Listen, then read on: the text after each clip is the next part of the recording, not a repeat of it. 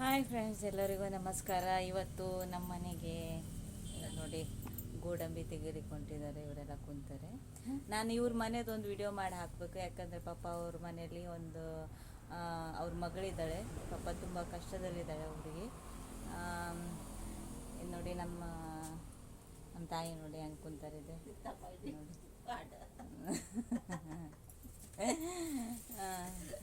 ನಾವೀಗ ನಾನು ಹೋಗ್ತಾ ಇಲ್ಲ, ಅವರಿಬ್ಬರು ಹೋಗ್ತಿದ್ದಾರೆ ಗೋಡಂಬಿ ತೆಗಿಲಿಕ್ಕೆ. ನೋಡಿ ಹೆಂಗೆ ಹೂವೆಲ್ಲ ಮೂಡಿಕೊಂಡು ಹೋಗ್ತಿದ್ದಾರೆ ನೋಡಿ.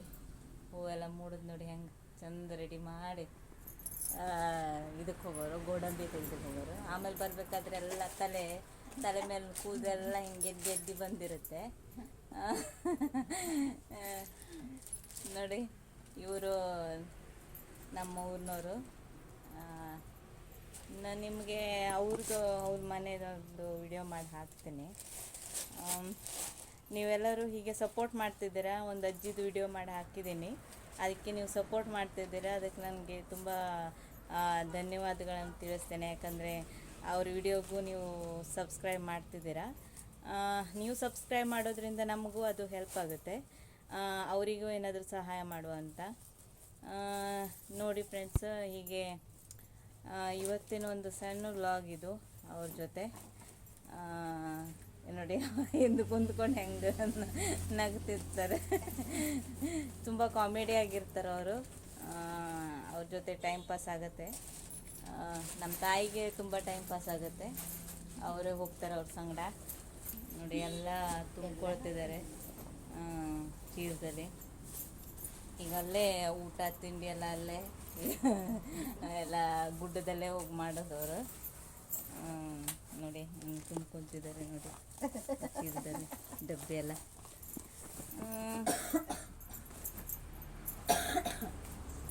ಮತ್ತು ಫ್ರೆಂಡ್ಸ್, ವಿಡಿಯೋ ಹಾಕ್ತಿರ್ತೇನೆ, ಪುನಃ ಅಪ್ಲೋಡ್ ಮಾಡ್ತಿರ್ತೇನೆ. ಆದರೆ ನಿಮ್ಮದು ಇನ್ನೂ ಸಪೋರ್ಟ್ ನನಗೆ ಬೇಕು. ಯಾರೆಲ್ಲ ನೋಡ್ತಿದ್ದೀರೋ ಲೈಕ್ ಸಬ್ಸ್ಕ್ರೈಬ್ ಮಾಡಿ ಫ್ರೆಂಡ್ಸ್. ಯಾಕಂದರೆ ನಾನು ಇಲ್ಲಿಯ ಒಂದು ಹಳ್ಳಿ ಜೀವನದ ಬಗ್ಗೆನೇ ಹಾಕ್ತಾ ಇರೋದು. ಯಾಕಂದರೆ ಇಲ್ಲಿ ಜನ ತುಂಬ ಬಡವರಿದ್ದಾರೆ, ಇನ್ನೂ ಬಡತನದಲ್ಲೇ ಇದ್ದಾರೆ.